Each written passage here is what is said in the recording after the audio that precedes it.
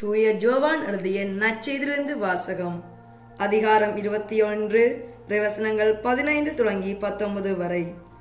தம் சீடர்களுக்கு தோன்றி இயேசு சீமோன் பேதுருவிடம், ஜோவானின் மகன் சீமோனே, நீ இவர்களை விட மிகுதியாக என் மீது அன்பு செலுத்துகிறாயா என்று கேட்டார். அவர் இயேசுவிடம், ஆம் ஆண்டவரே, எனக்கு உம்மிடம் அன்பு உண்டு என உமக்கு தெரியுமே என்றார். இயேசு அவரிடம், என் ஆட்டுக்குட்டிகளை பேணி வளர் என்றார்.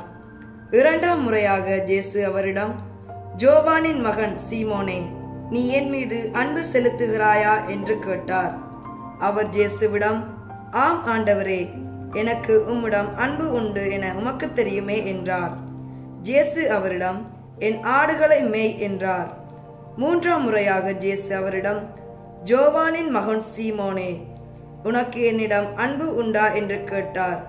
உனக்கு என்னிடம் அன்பு உண்டா என்று இயேசு மூன்றாம் முறை கேட்டதால் பேதுரு துயருற்று அவரிடம், ஆண்டவரே, உமக்கு எல்லாம் தெரியுமே, எனக்கு உம்மீது அன்பு உண்டு என்பது நீர் அறியாத ஒன்றா என்றார்.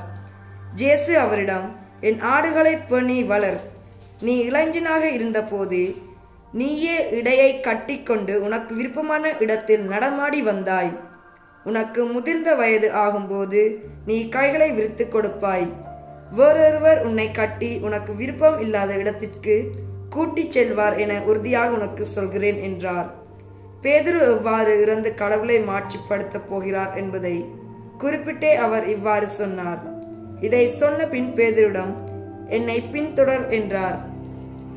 இது கிறிஸ்து வழங்கும் நற்செய்தி. கிறிஸ்துவே உமக்கு புகழ்.